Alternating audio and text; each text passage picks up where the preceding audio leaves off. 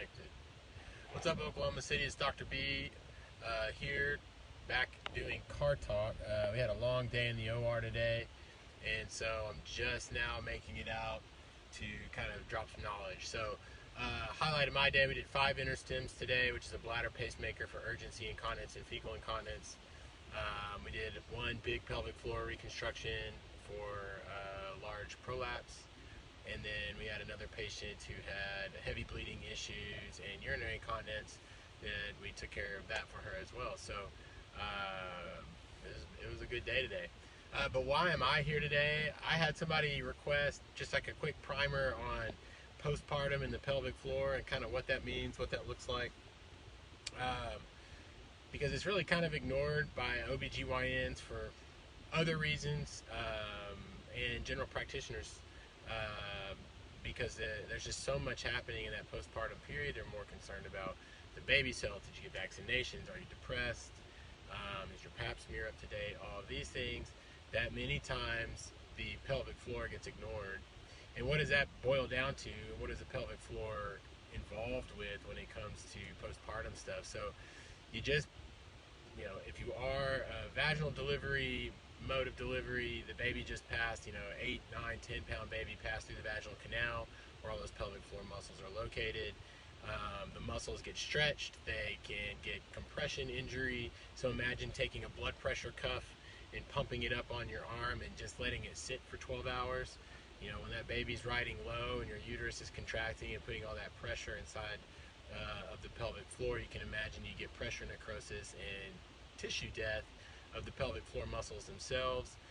Not only to say that that's the one thing that people don't probably realize happens, what they more realize happens is that there's tears that happen, perineal lacerations, episiotomies, knock on wood, hopefully don't happen to many people anymore, operative vaginal deliveries with what I call the soup spoons, I just forgot what they're called. We'll call them soup spoons. Forceps, sorry. Or you use forceps to help deliver the head. As you can imagine, you put metal spoons in the vagina to guide the head down. It can kind of tear everything that's in the way all the way down into the rectum, etc., by the urethra where you urinate. And so these things can all cause problems. Essentially what happens is once you leave the hospital, they get everything stitched up and they tell you, hey, everything's going to heal, come back in 6 weeks, take care of baby, we'll check in on you. And then when you show up at 6 weeks, they say, are you depressed? Are your PAPs up to date? How are you feeling? Are you breastfeeding? Blah, blah, blah.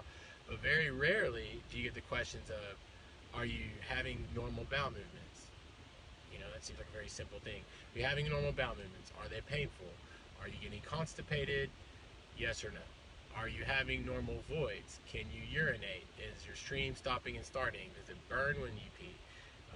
Are you able to hold your urine? Do you get this urge that you can't defer? Do you have stress incontinence, cough, sneeze, jump, lift, pick up your baby, you leak urine? These are all questions that need to be asked so that we can help you learn how to address them. What else? So we talked about defecation, we talked about leaking of urine, so then what about the intimate stuff? So, 6 weeks, you're supposed to be completely healed. The doctor should ask you, is the intercourse painful? Do you have issues with vaginal dryness? If you're breastfeeding, you may notice that happens quite a bit. Because you get this prolactin effect where the prolactins, which help you let your milk down, it also dries out the vagina because it decreases estrogen. So, you're essentially menopausal during those postpartum months where you're trying to get back into the swing of things with your partner, and sometimes that's not possible because it's too painful. So these are things that shouldn't be ignored. They should be addressed and rectified. So things to consider. This is what I recommend to everybody is at your 6-week visit, ask your general OBGYN if they will refer you to a urogynecologist just for a pelvic floor evaluation. Many times they can be giving you some pushback. They're afraid they're going to lose their patient. I'm telling you, if you come to me to see me for pelvic floor evaluation and I tell you everything's good or you need to do X, Y, Z, it ends there. And then you go back to them because they took great care of you during your pregnancy. I'm just here to help kind of pick up the pieces and put them back together so that when you're ready for your next pregnancy or you're done having kids or whatnot, quality of your life continues to move forward in the manner that you wish. So ask those questions. Second, if they won't refer you to a urogynecologist, maybe they'll refer you to a pelvic floor physical therapist outright. Maybe that's less threatening. So ask, hey, can you refer me to a pelvic floor physical therapist? These are ladies that are are trained to help you rebuild those muscles, to help you identify where your deficiencies are. They identify things a little bit differently than the way that I do, but the long and short of it is we're all a big team to kind of help you feel and do your best day to day. And that boils down to everything. The other things that we talk to people about when they come in is, hey, are you done having kids? Is your incontinence bothersome? If it is, here are medications that you may be able to try to help with your incontinence. Oh, that didn't work? Have you considered pelvic floor physical therapy if it's stress incontinence to try to rehab the sphincter muscle? No. In our office, you can even go as far as being a little bit outside the box. Have you considered stem cell therapy to help regenerate the muscles and the nerves that are in the pelvis, around the urethra, around the rectum? Those are things that we're doing. You don't see it in general Urogyn or general AUGS or the IUGA papers right now, but it's coming. They actually sent an email out a few days ago talking about stem cells and what we call exosome therapy, which is essentially very similar to stem cell therapy, is the future of urogynecology. We're not going to be fixing things anymore. We're going to be regenerating things, which is pretty novel and kind of cool. So we are here to make sure your postpartum experience is enjoyable. What drives me nuts is when I constantly hear from people, hey, I had a big baby, I leak now, and that's just part of it. Well, you know what? It's not. It's just not. Don't let anybody tell you otherwise. There's no reason you have to sit there and deal with wetting your pants. There's no reason you have to sit there and deal with having fecal incontinence or painful intercourse.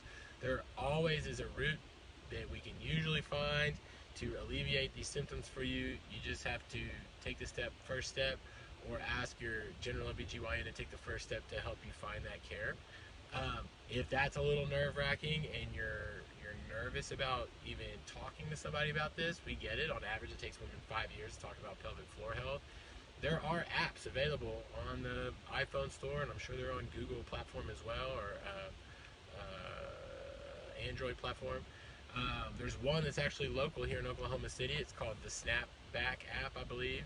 It was put together by Pinky Patel, who's a pharmacist in the city, who was also kind of a fitness buff and ran into some postpartum issues of her own. And through doing her research and learning on how to care for herself and with physical therapy, etc., she started a resource to help people who are timid in their questions and were nervous to get involved in this stuff. So, worst case scenario, pull up the app. There's nothing in there that's going to be detrimental to you. There's only things that are going to be beneficial to you. If it's beyond what you need there, then I really encourage people to talk to your doctor or find a urogynecologist. You don't even need a referral to see me. You can just come. We're considered primary care on some level.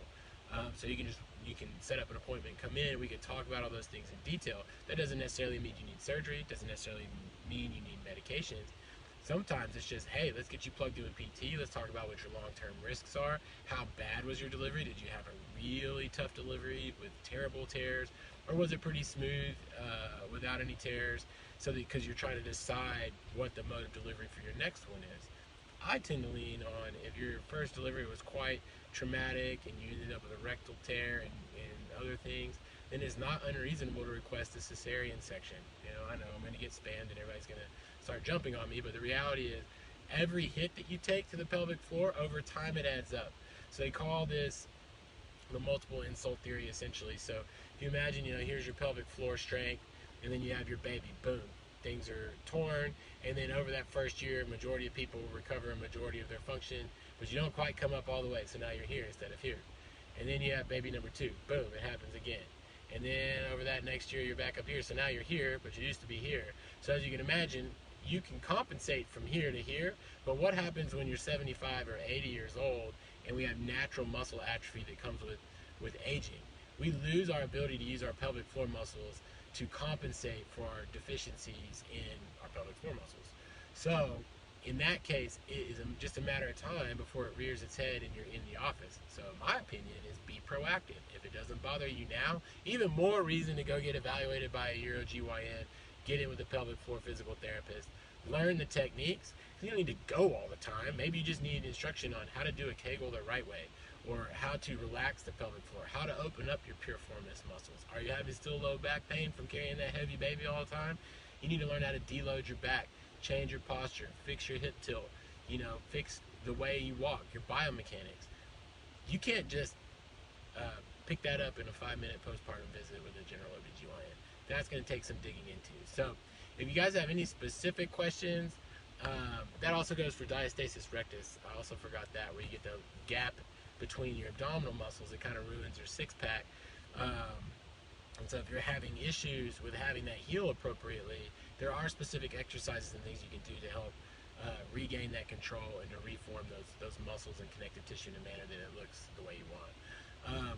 So like I said, it's not necessarily something you can learn in a general OBGYN postpartum visit with 8 million other things that need to happen for your health from an obstetric standpoint. So it's worth investing at least one visit into yourself by meeting with a urogyne or meeting with a pelvic floor physical therapist, or both. If you have any specifics, drop them in the DMs. I'm happy to answer any questions. If you just had a baby, I tell people 6 weeks, because we're not going to do anything before 6 weeks. A pelvic floor physical therapist isn't going to do anything before 6 weeks. They want to give you adequate time to heal. And so if you are just now having a baby and you want to be evaluated, you want to come in and have those discussions, set it up for 6 weeks. We'll get the ball rolling. We'll get you back to your normal everyday activities with as little of interruption as possible, so that you're functional to carry on with your life.